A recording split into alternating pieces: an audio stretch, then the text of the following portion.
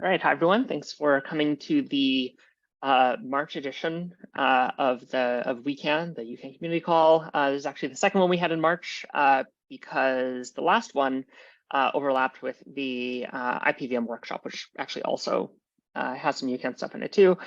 So we bumped it by a week. So it's only been 3 weeks instead of 4 weeks. So there's perhaps fewer updates, though also progress isn't linear, right? So yeah. So I've put together unfortunately just a few minutes before this call, the post, which I just put in the chat there. The only thing that I have on the agenda right now is talking through the 0.10/, people are starting to increasingly call this sort of like the 1.0 release candidates spec, which is pretty nearing completion for the first pass on it before we go into getting a lot of eyes on it and making sure that there's no spelling mistakes and all of that stuff, right? So is there anything other than that people want to talk about today? Do you want to talk about that invocation format thing that we were discussing? Sure. Any issues? Yep. Sure. Yeah. Let me. I'll add that in here too. I think I would be interested in talking about something that kind of came up, I think, yesterday or in one of the conversations in MARSIG and UCANs and stuff. I think in the invocations, we kind of got a right idea of having a task CID be its own thing that is basically used like a key everywhere, and the invocation is just wrapped around it with authorization. I think it would be really helpful to have similar thing for UCANs themselves too, because then revocations become a lot easier, because then there's a consistent key by which you can revoke, as opposed to all kind of representations of the same UCAN that it can be, in which case you have to do some sort of derivation and storing in all of those formats. Yeah, that raises another question I had. I forgot to bring up earlier, which was each UCAN must have a unique identifier so that you can revoke, for example. And I stumbled across something in this spec that says it sort of is kind of, but in our Zebra copy work, we used a GUID to make sure. Yeah, we ran into this problem head on recently around revocation. And so in the current PR, it says you have to use this hash algorithm, this format. So in a content ID, a CID, it has like a header that's in a particular format. So it's like a CID v1 using SHA-2 256. Is there anything else in there? I think that's CID and then encoded as base 32, maybe something like that. So but we can look at that when we pull up in the spec. I think it was base 32 because that's what you can stick in a URL or in HTTP fields. But they're longer, so we could always make them. We could talk about making them base 64 or something else instead. It might be better to not enforce encoding, if whatever's looking up them are storing CIDs in binary, then you can ask in any encoding and do the translation on the fly. Yeah, yeah. Well, and actually, this might be a good thing to open up to the group, even though we're kind of this may also get covered in other parts of the discussion too. But in order to, so if for the people that just joined, to do things like revocation, we need to have a stable identifier for content ID. We had a bit of a looser description of this in the current version, so not in these updates. And we realized, oh no, if we want to actually do this, we have to have a canonical way of representing them. So using CIDs, how it is through the spec right now, we need to agree on a hash algorithm, and then decide whether or not encoding is important, right? So SHA-2 256, I think, is probably pretty uncontroversial.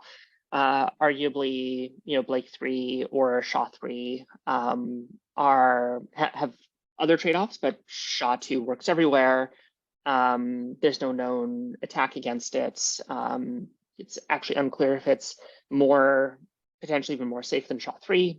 Some people think, right? So SHA-2 seems like a good bet for now.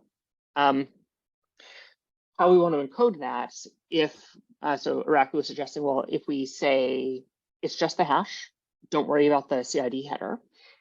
Then to do the matching, you have to parse them out, remove the header, and get the decode the hash on every UCAN that you get to check that it's not, or all of its links to check that they're not invalid in this format.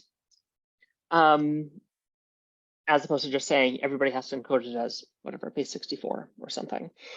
I don't think that that's a huge amount of performance overhead, but I would love to just check with everybody what their like gut reaction is. Ben?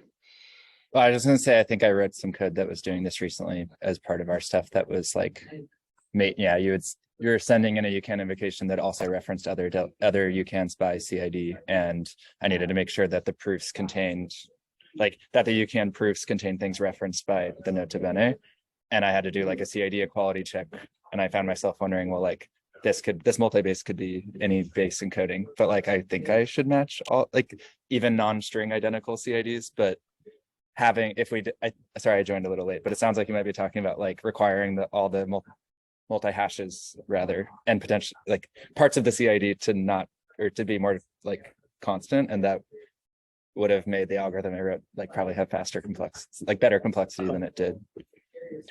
I can maybe like cite one of the insights from the IPFS world where block stores intentionally goes at routes that you can ask in any base encoding, and they will give you results specifically for that, because then block store can choose whatever encoding it wants to use. Some actually use binary keys, others might do the base encoding, but that gives that flexibility. If you do force one specific one, then like chances are you might still get a wrong one, and then like they won't match.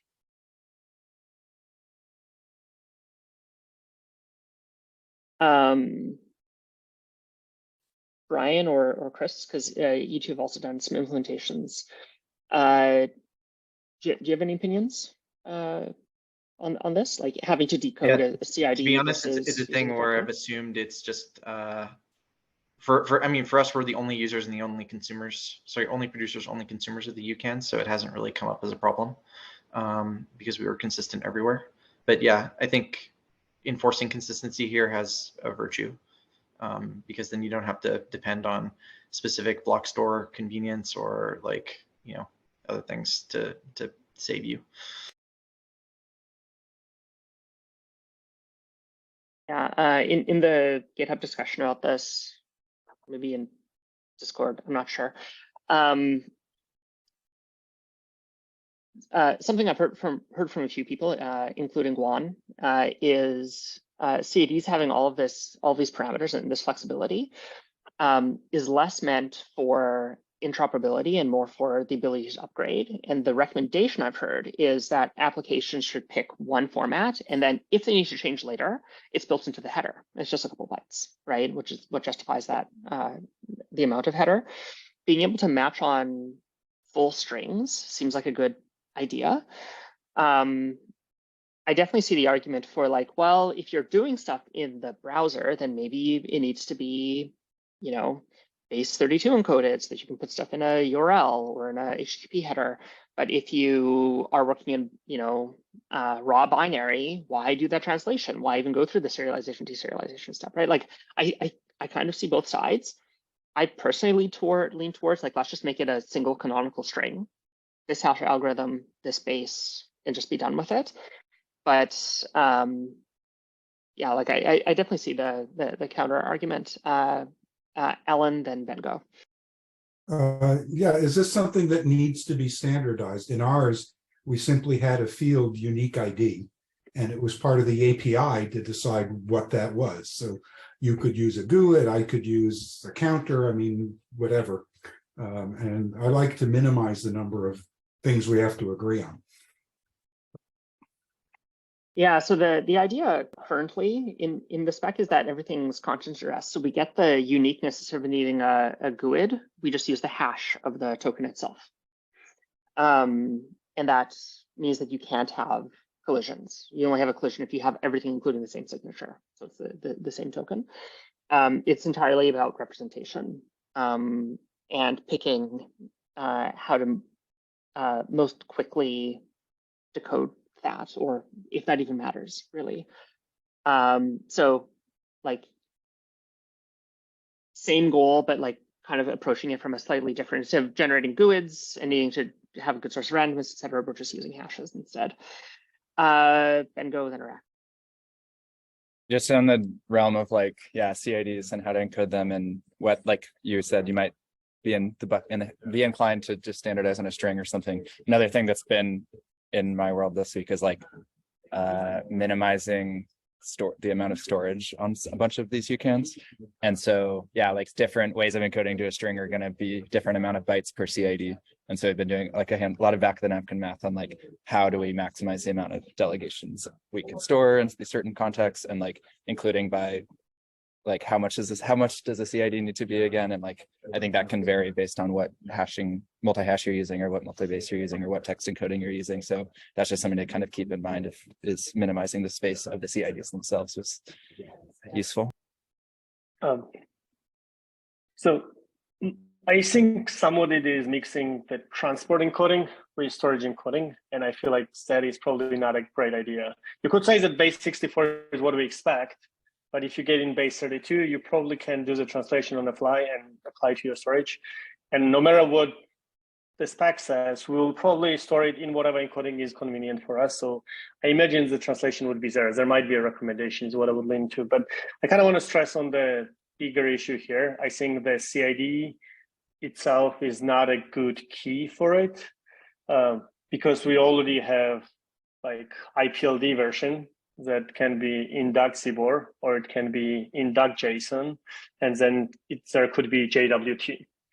And the same UCAN can be encoded in all of those 3 different versions, maybe more in the future, that will all have different CIDs. And unlike base encoding, you cannot really transcode on a fly from CID to CID to know like which ones are revoked. And that is kind of what I was talking about earlier before some of you joined, which is I think maybe what we need is break out UCAN itself separate. That way it can have a CID in whatever representation that is, and an envelope that is basically authorizes this as a UCAN, kind of what we did in the invocation. So that way it's just an opaque CID, and it no longer matter what the representation of it is, because it will be that specific CID. And if it happened to be in JWT, that's what it would be. If it happened to be in CBOR, that's what it would be. So that way you remove that other problem where different encodings of the same UCAN will result to the different CID. So like some kind of header that indicates the content type referred to by the CID, so that we can interpret it appropriately. The CID already contains that information. No, it's not what I mean. So in the UCAN invocation spec, what we end up doing is there's a notion of a task that describes like capabilities that you're invoking and parameters, but it doesn't have a proof or a signature. And then there's an envelope around it, which is invocation, which points to that by the CID, has proofs and has a signature. If UCANs were similar structure, then the CID of the things that is being authorized will be static, regardless of the representation. And that could be used as a key, not the like outer layer, because outer layer doesn't matter. It doesn't matter how it got authorized, as long as it had been revoked. So that's kind of what you're checking against. So it's basically issuer's decision what format it is in, and that's the CID that can be then used to revoke, not arbitrary one.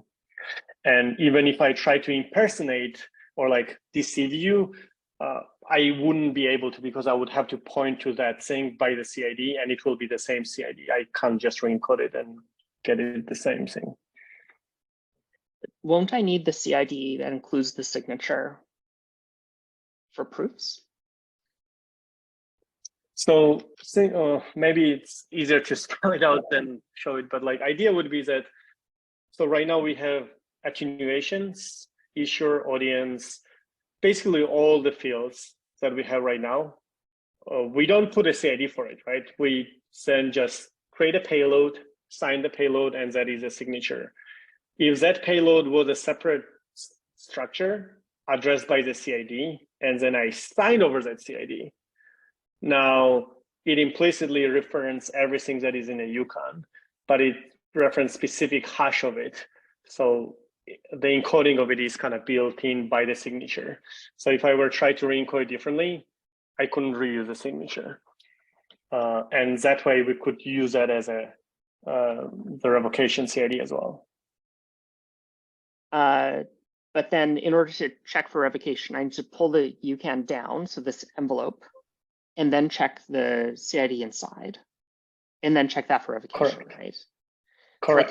So I can't just check these proofs aren't valid. Yeah, so right now you would, like, to do it properly, I would argue you would have to take the UCAN, generate JWT payload for it that is being signed, get its hash, and checks that whether it had been revoked. All the other things are kind of not gonna give you the actual revocations, because I could take your UCAN that was in JWT, encode it as .json, and effectively have a different CID for it. And then when you check against the revocations, it won't be there. So it will kind of go through, unless the system that handles revocations kind of on the recipient, on receipt will get will be able to get a UCANs and like transcode in all these encodings that it cares about and like mark all of them revoked, which seems a lot more complex than changing the structure of UCAN.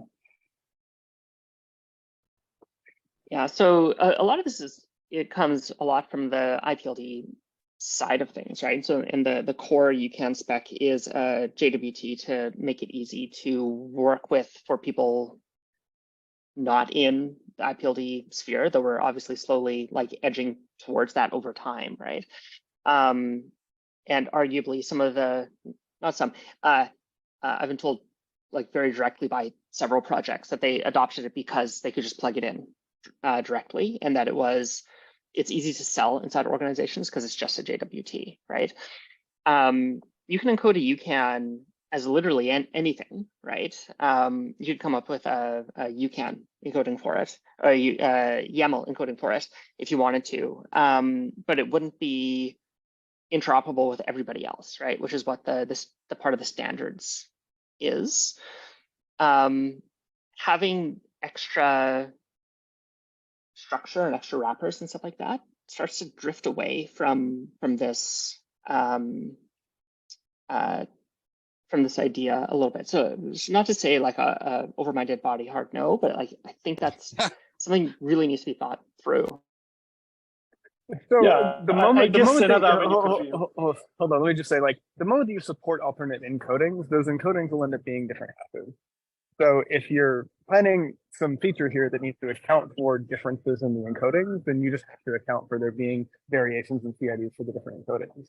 In practice, this doesn't end up really being a problem because what happens is certain systems just support one encoding, whether that's AWT or DAG-SIBO or whatever. That's like within that system, they're really only supporting that one thing, and they'll just end up rejecting UCANs that aren't inside of that. And if you want to be compatible with another system that's supporting another encoding, you just support the encoding. You just add support to the encoding. That's as easy as it gets. You shouldn't have to do anything else, given that like this metadata is captured in the CID, so you can differentiate between the two sources. So I think where the problem occurs is if system wants to support more than one encoding, then there's this attack vectors that I outlined. And it becomes really hard for you unless you store all the UCANs that you can look up them by arbitrary CID to do the revocations properly. Now, perhaps avenue based on what you said, Brooke, could be we can change the UCAN IPLD format to be more like what I described, and it could still be mapped to JWT. That might be an avenue. Although that said, like I've been more and more leaning towards like not wanting to have the JWT-ness in some of those things, because translating everything every time to JWT is kind of pain. And especially with the var6, it's kind of there's appeal to just sign over the CID and not have to like do all of these translations back and forth. But yeah, I think there's the avenue to do that. But I think maybe in that case, spec should like be very specific about it shouldn't be CID of the invocation, I think, though. I think it should be invocation of the payload. It's kind of what I'm getting at. I think also like something that you're going to want to do here is just say like, I am revoking all access for this key or for this particular, not delegation, but a verifiable credential. Like what you really want to do is more massive exclusions when keys fall out. And so I don't know that like getting the individual CID for the exact delegation that you're trying to block is really the main use case for revoking credentials. You often just want to invoke all of credentials that relate to me for this particular key, because that key is lost now. So don't let them do anything and don't care about the CID. Like you need to go look up the public key, or you need to look up the hash of the verifiable credential. And those don't change, right? Like those don't have this complexity that we're talking about here.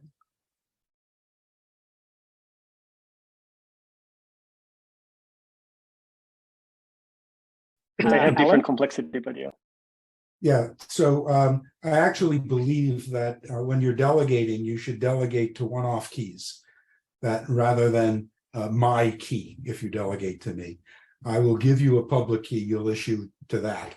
And that has a lot of important implications for privacy, trackability, and so on. The military particularly was very happy with that idea, because knowing which general issued the order is important for the enemy to know. And then it would be the issuer's responsibility to map the key that it was issued to whatever credential was used to assert the right to have that delegation. And I think that's the better approach. So you're not able to revoke one key to revoke a bunch of capabilities, because each one's been issued to a different key. And I think that's a better way to go.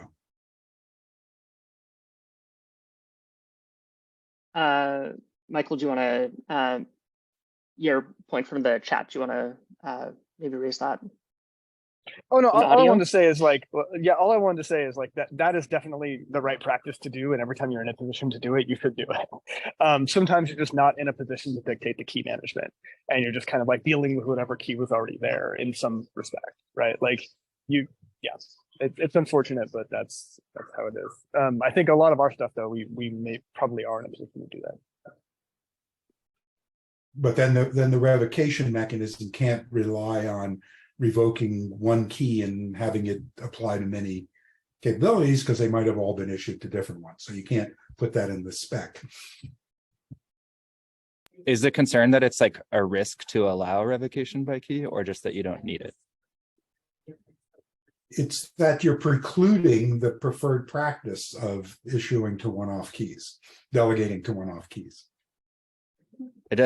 Revoking by audience key pair doesn't seem like it precludes delegating to one-off keys. No, I mean, but then if the key is just used for that one UCAN, well, you just revoke that one UCAN and it's exactly the same. So yeah, I think that's, yeah, I understand the point is like you wouldn't need to revoke by key if each delegation used had a unique one-off key. Okay, I think I understand the point. Ultimately, the way to build and manage a system that's like looking for revocations and deciding if something is revoked is to key it by the public key or the verifiable credential that's being used, and not by the UCAN. Like second, you're always going to find all of the UCANs related to it if you've been indexing them by those vectors, but often you're going to get revocations that are just related to the entire key. So why you're going to have to maintain that index.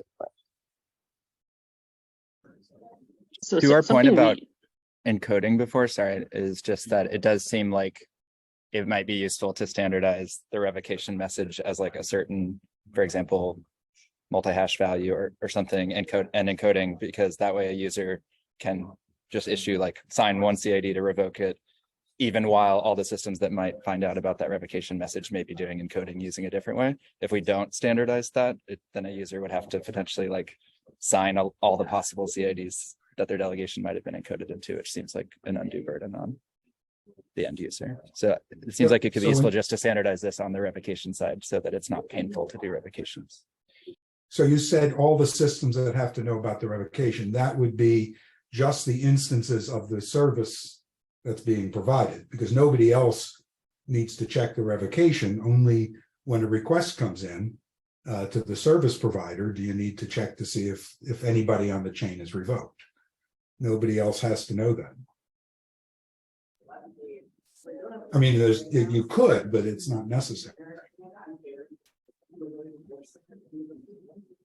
I want to add a comment to the revocation by key thingy, which is who gets to revoke the key. Like with the UCANs, it's clear whoever issued the UCANs, they can revoke it. It's far less clear. Can I revoke Ben's key? Probably not. What gives me authority to do so? So in a way, Ben can only revoke his own key, in which case it's not very useful because it got compromised likely, right? I think you can put as a caveat like other allowed revokers, right? I could say like I delegate this to you as long as it hasn't been revoked by someone. And then This feels application level to me. Like there are cases in which you want to add certain keys to just administrate certain contexts, right? And so that key would have access to revoke other keys within that particular context. There's really no way to get into exactly what these semantics are without getting into the actual application layer that you're plugging it into. So I think it boils down to two different things. One is blocking the actor, which is something that service can do based on its own authority. And the other one is revoking specific delegation. And I think when we talk about revocation, we're talking about the later. So it doesn't mean we don't need a former, we definitely do need it. It just, I think, two different use cases. And maybe Right. one is more important than the other, but there's a No, distinction. you're exactly right. I mean, I've given you 5 capabilities, and now I find out you're a crook.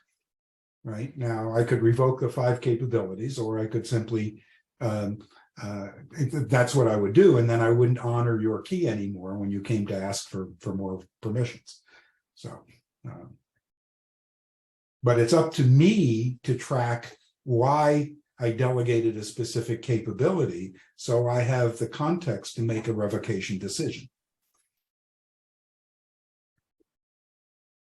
Yeah. And whether So that's revoking a key or individual capabilities is, if I revoke the key, I can simply say, if any of these come back to me signed with that key, that I issued to that key, I won't give it. I won't honor it. So you can always do that. Oracle, your point about by key versus by CID. You always need a pair, right? Or at least whether or not it gets encoded this way or not, but like from an information point of view, you need a pair, right? You need the issuer, so you know that it's being revoked by somebody who is in the delegation chain, and the unique identifier for the particular UCAN that you're targeting, right? So that could be a CID, that could be a unique public key. Either way, both work.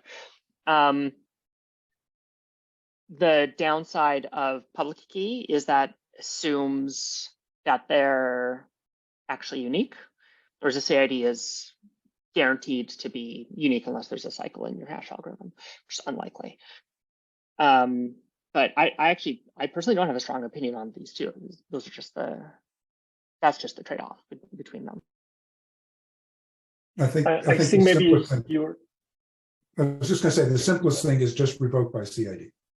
End of story. And if you want to track keys, that's your business, but it's not. But part of the problem, part of what we were originally talking about is which CID. There's eventually infinite CIDs that identify a logical capability. I think maybe you were talking about a different thing from what I was referring to, and maybe I was misreading what Michael was saying. I think Michael's use case was service identified that some actor is malicious, so we don't want to provide them service. So basically revoke all the chains that they are in the delegation. I think maybe what you're referring to, I want to revoke all the delegations I gave to this principal, which is somewhat different, right? Because like in this case, I delegate to you so I can revoke it. But in other case, service didn't delegate anything to that principal. They just want to basically block them, which is different. But I don't see how you know the principle if every UCAN is issued to a one-off key. Yeah, The I principle think, wasn't there. Yeah, if that is the case, you cannot, obviously. I mean, when I imagine the way to implement this, it's all flattened into one database though, like or one index. And that's just an index that uses a compound key of one, the public key or half of the VC. And the other is like whatever security context with which I am revoking them in. And so I can query for specific context or get all of the contexts that have been revoked for somebody. What I won't get by ever is the CID of the delegate.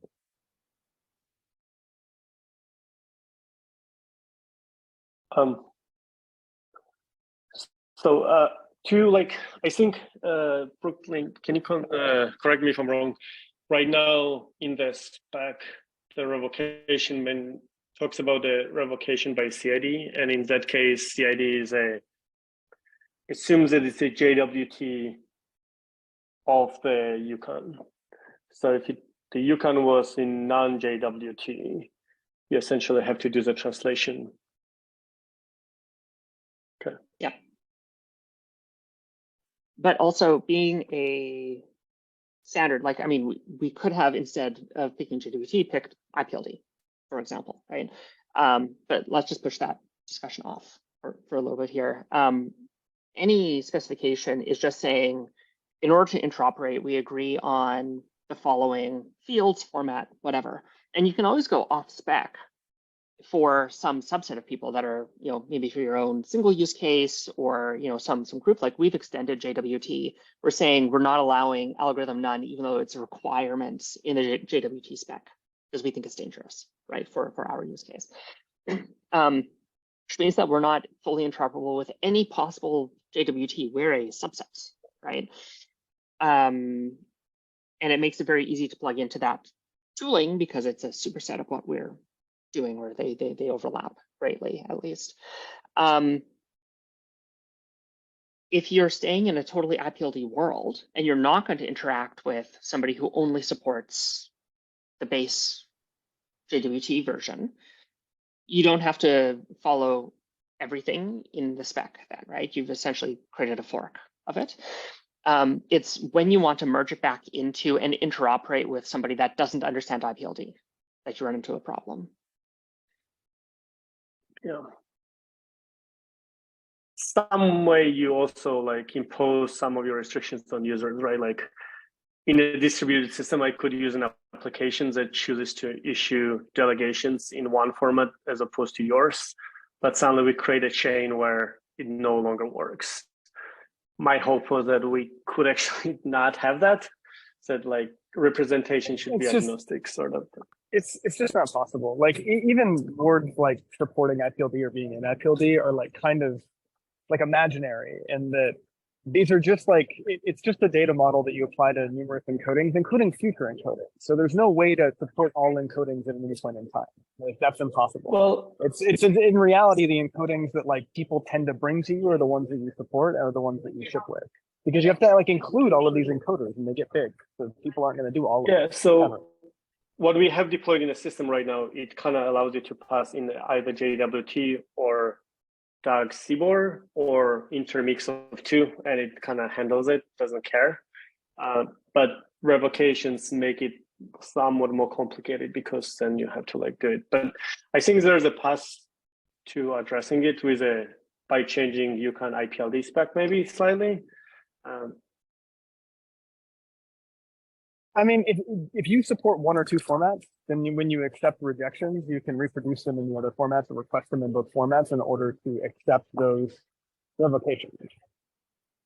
Yeah, so either you do that, which I think is probably not ideal. My thought was there is an idea where you can borrow from UCAN invocation specs that decouples representation of a UCAN and authorization separately. That way, because authorization refers to specific representation, then that is the key.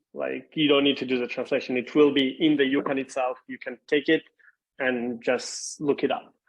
And I realized after listening on Brooklyn's feedback in terms of JWT that that kind of gets in the way probably for JWTs.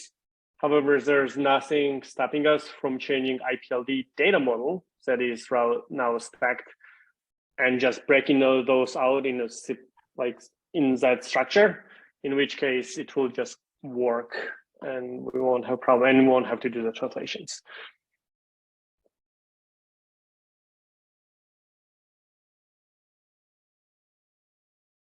Yeah, that totally makes sense. So it sounds like maybe mostly changes to UCAN IPLD to support some of that stuff. The core spec. What I'm mostly hearing on this call, and please somebody correct me if there's like a strong feeling about this, is let's just pick an encoding and say this is how this is the CID for sort of like a core UCAN. Can we like, so it's already an object, right, that you're sending the revocation. It's not just CID, there's something more to it. Could we just say it's native link? That way encoding becomes transport problem, like you don't have to deal with that. And I think that is better because then we don't have to specify what encoding it is in, like depending on transport, it might be different. And it's up to the like store to decide what encodings they are storing it in. Like it decouples the problem. Yeah, so that's essentially what's there now. The problem is it's a bit underspecified. So imagine that I'm a malicious user, right? And I want to use a proof that has been revoked already. And I decide that I'm going to use CID v0 instead of CID v1, or I'm going to use base 58 instead of base 64. And now it doesn't match against my revocation list. So I have to. So a native IPLD representation, like in DAG CBOR, tells you exactly how it should be encoded. It's not up to you anymore. So like when you parse the DAG JSON thing, you can choose which representation you want to get in, but at the wire format, it is specified. So you cannot like go and change it because then it won't be valid payload in first place. Does that make sense? Like if it was a CBOR, then it would be just bytes tagged with a like link byte. If it was DAG JSON representation, it would be this whatever slash and base 58 BTC, I think is what is specified in the spec. If you use other transport representation, then you can specify in the transport what that should be like, right? So that kind of removes the problem from this layer, and it like okay. It's the transport you decide. Okay, let me repeat that back just to make sure that I'm following the concern. Essentially, you want to leave the revocation part of the spec open enough that we're not precluding stuff in UCAN IPLD. Basically, so we could say for a JWT encoded, this is how you put the CID in there. For DAG JSON encoded, the CID is going to look like this instead. And for DAG CBOR, it's going to look like that. So for every encoding type, we have one canonical CID. No, I think what I'm saying is don't describe the payload for revocation as a JSON, because that wouldn't tell you, then you have to specify how you encode the link. Instead, say it's an IPLD structure, which has native links in it. And native links means depending on the encoding of the structure, if it's a CBOR, it will have one representation. If it's DAG JSON, it's another representation. If it's, I don't know, DAG PV, it's yet another. It's guided by the representation, how you encode the link. So you don't have to then choose the base encoding. It's encoding of the payload that will choose it for you.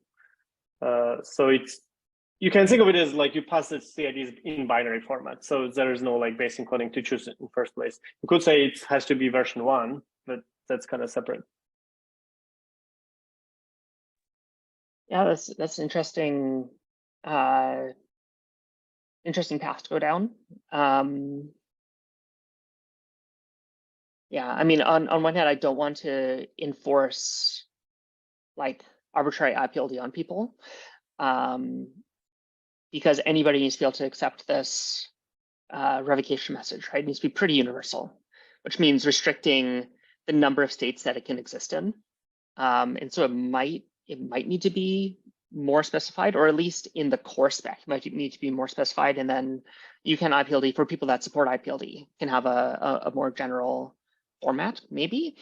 I think at least I need to throw some more cycles at it to really think it through, because it is juggling these two layers, really. Chris. Yeah, I just wanted to observe that it's really useful for me when I'm like verifying that a UCAN is able to be used, that I don't have to like re-encode it and derive another content ID just to check if it was revoked, if that makes sense. And it kind of sounds like that's what's on the table. Do I misunderstand that? Directly. I can try to answer the question. So I think my understanding of the current proposal is that it will be JWT. If you use anything else, then like, yeah, you have to do the translation. What I think we can do to address that problem is change UCAN IPLD representation so the CID is in a block.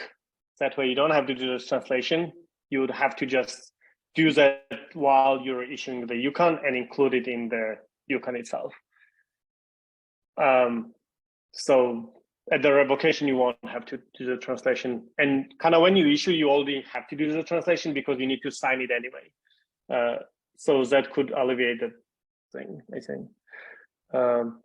I kind of wanted to address what Brooke was saying though earlier. I think UCAN spec to a degree somewhat already tries to do basically what Doug Jason did by talking about canonicalization, by saying how you encode the CIDs.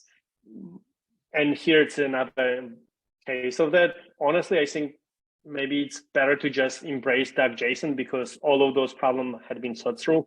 It specifies encoding of the CID specifically for the same reasons as what you're describing. So it's their canonical. Like, sure, it's a little bit more, but it's not more than what spec would otherwise have to say, that it should be base 64 or whatever the chosen version would be, right? Like, and only thing that is differs, maybe it won't be a string, it would be like this object with slash thingy, but at the end of the day, it solves the exact same problem. Okay. So I think there's two things in there. There's three things in there. There's the one that I don't think that we have time in 15 minutes to talk about, which is JWT versus IPLD. Just not going to get to that one today. There's an open question on if we should enforce a particular CID version, hash algorithm, base encoding. And separately, there's how to represent that if we want to adopt the IPLD object with a slash as a key, colon, and then the CID in it. I feel like we spent more time on the first one. I'm actually really curious about people's feelings on the second one. So today, when we list out CIDs, so you have proofs, you have an array, and it's just a list of CIDs, basically hashes with headers. The proposal that from I think yesterday somewhere was in IPLD in DAG JSON. This is represented as an object with a single key. It's a slash, colon, and then a string, which is the CID in it. For people that are using IPLD today, this means that in the translation, they have to do this wrapping, basically, to then say like, hey, by the way, this is the thing. If we had CIDs represented in that format, essentially each segment of the JWT becomes DAG JSON. Sort of. It's still key ordering doesn't matter, all this other stuff, right? But I think it makes it a little bit easier for them. The argument against it is, well, we don't need them because we know by the type of what's in proofs that these are CIDs, right? Does anybody have, I'm actually mostly curious about, again, Chris and Brian, if you have any thoughts on this. It's just literally talking about format at this point. I don't personally have a super strong opinion here. I think the most important thing is that everybody agrees that the thing we choose is workable for them. For us personally, like speaking as somebody using UCANs, it's not material. And as a library maintainer, it seems like we can implement it that way. Yeah, no strong feelings here either. All right, cool. Well, it sounds like it makes it a little bit easier for people using IPLD. So let's just make that change. It's 1, 2, 3, 4, 5, 6. It's like 7 extra characters per CID. I don't think it's the end of the world.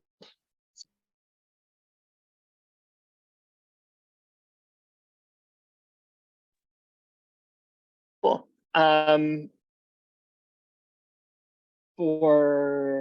So then I guess that rewinds us back to representation of a particular CID is then just because I don't have the data.json spec loaded into my brain directly here.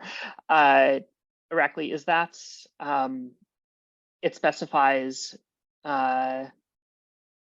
like the CID itself, the thing being represented behind it is what dictates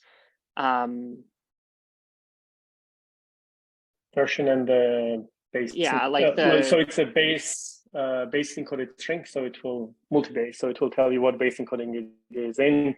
But I think it is specified to be specific one. I can't remember exactly what, but I think it's base 58 BTC. Given that it was written before we did base 32s. Yeah, well, because this is the thing, right? The base 32s are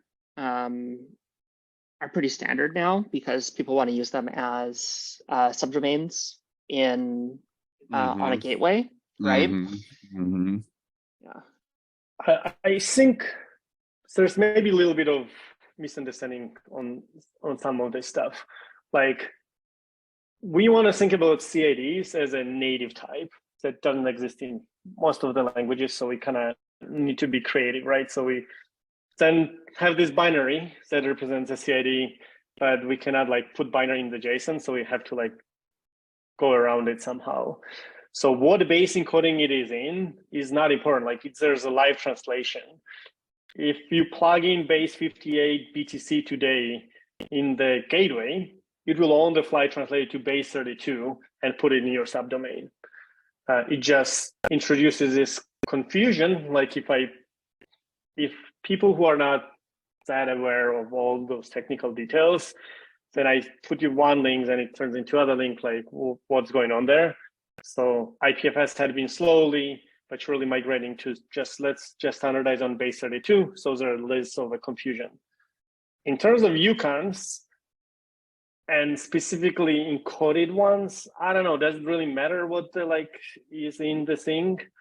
I don't expect those to show up in the origins anyway. And under the hood, what it's used is neither. So this is kind of my pitch to saying like it's a wire format. It doesn't matter what it's in as long as it's consistent. And I think Ben quoted that apparently it could be either base 32 or base 58. Oh no, actually, hold on, what is it? Yeah, it's base I think it's maybe CID1 per is base version. 58. Yeah, V0 is 32.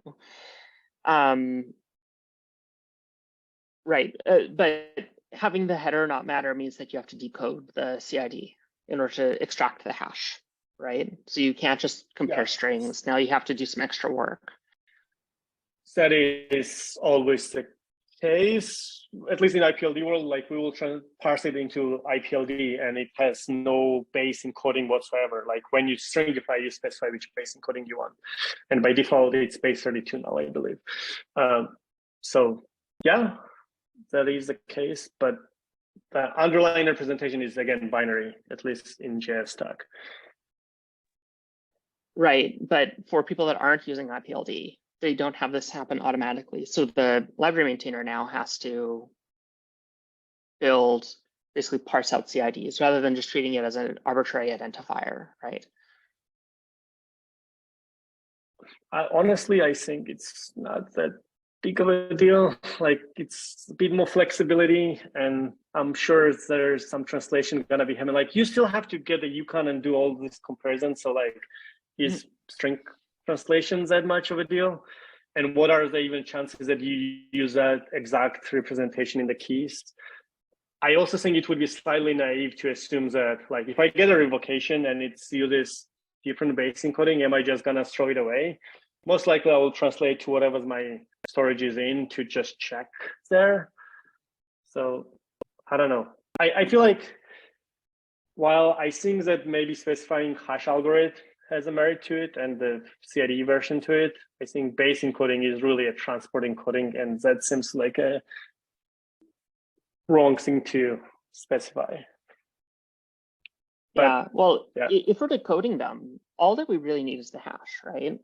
So having, and I agree that it's the header there is actually really helpful because as we know, JSON doesn't have binary, right?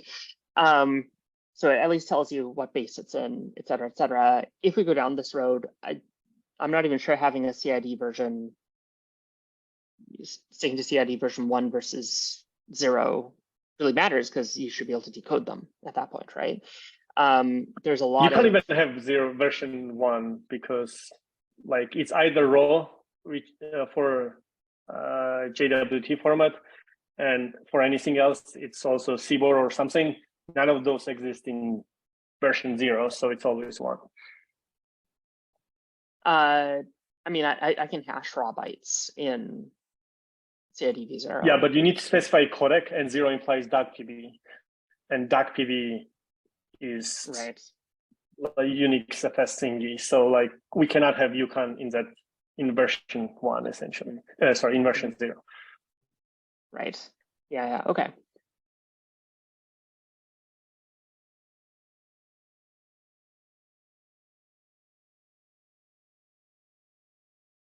Anything else on the topic? We have 5 minutes left.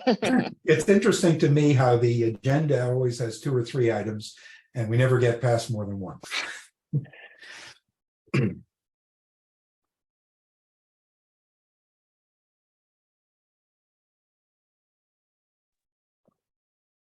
So can I maybe like, sorry, I know we should move on, but it seems kind of slightly wrong that you sure cannot specify the details like hashing and stuff. And it's somewhat like specified by the spec. I feel like issuer should be able to make a call and then like revoke by whatever it was issued. That really bothers me, but we don't have to talk about it.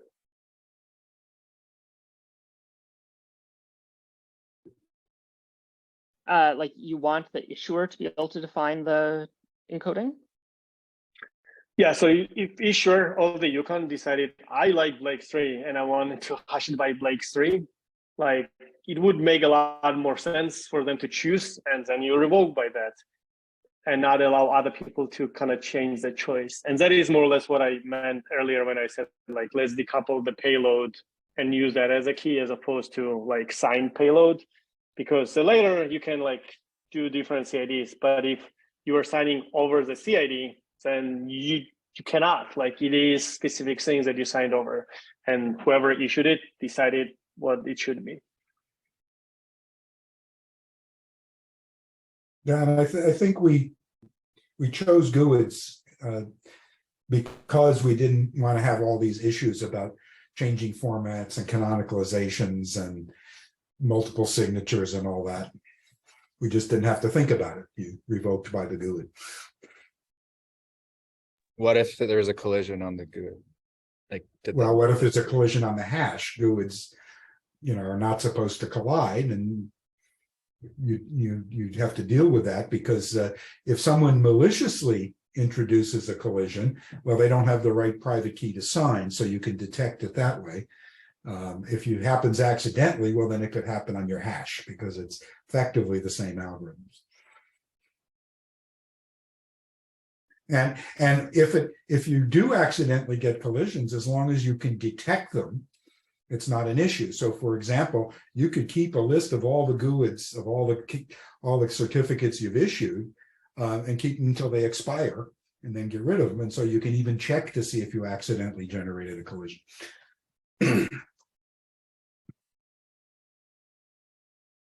Eric, that was our thinking, but we were very minimalist in what we standardized on. In particular, when you assigned, we didn't require canonicalization because we used a set hash rather than a structured hash.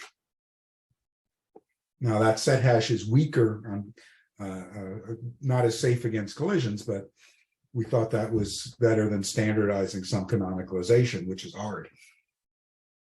Yeah, we don't do canonicalization of the actual token format either, which has led to some pain for wanting to do things with IPLD, which does canonicalize because it tries to get a consistent hash for the same content.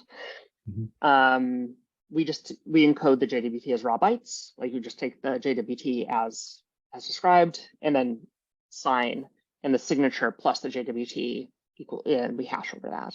Right, but if I switch the audience and issuer fields, I'll get different signatures for the same thing. If you use a set hash, you don't. You get the same hash.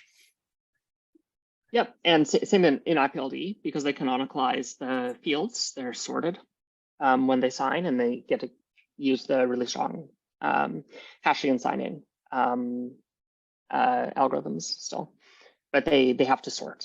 They use JSON canonicalization basically. There's some differences from the RFC, but basically the same idea. And there's issues on canonicalization when there are optional fields, right? This comes up in RDF with no empty nodes. Yeah. Yeah, and so in at least in IPLD, I would actually say IPLD has quite a few virtues, right? Like if there's optional fields, they're not there, right? If you have an empty array, it also doesn't get rendered, I believe. Things like that. It's like it's really clear because they need to get a consistent hash for the same data, and they've just like solved that at the encoding layer completely. There's definitely because a bunch of people on this call, including Fission, including Daghouse, use IPLD. There's this temptation to switch over to IPLD, which is comes up every couple months, and I am like totally open to having that conversation. But there is this thing about making it this worse is better, selling it to the business side of companies, selling, using terms that people are familiar with, and even like, oh no, we don't want to adopt some weird thing from the IDFS ecosystem. Well, it's just a JWT. Don't worry about it. Shh, it's okay, right? Has worked. But as we get deeper and deeper into sort of the IPFS ecosystem, which is where this stuff seems to be getting mostly adopted, there's this open question because it does handle things like canonicalization, like it has these niceties in it, right? But are there any like interop reports about UCAN JWTs across multiple companies? Like, has there been successful JWT interop that's documented? No, but so part of the push to 0.10 was then let's try to interop between systems, right? So we had one of the calls end of last year was basically along those lines. For people that are using JWTs, there's no, at Fission we do a bunch of different apps with UCAN, and they're all JWTs, and they all work together, right? So like it works. You rely on the library basically to make it work, and then that's abstracted away from the consumer, right? It's mostly a question of for adoption and implementers, right? What's harder. So, and I guess I would also ask, like, is there someone that has done JWT based interop that isn't like a spec author who created the JWT based interop? You know what I mean? Like, is it actually something that led to an increased addressable audience for this work, or is it just that like that's what was there, so that's why we use the JWT? So it has. Let me stop the video briefly here.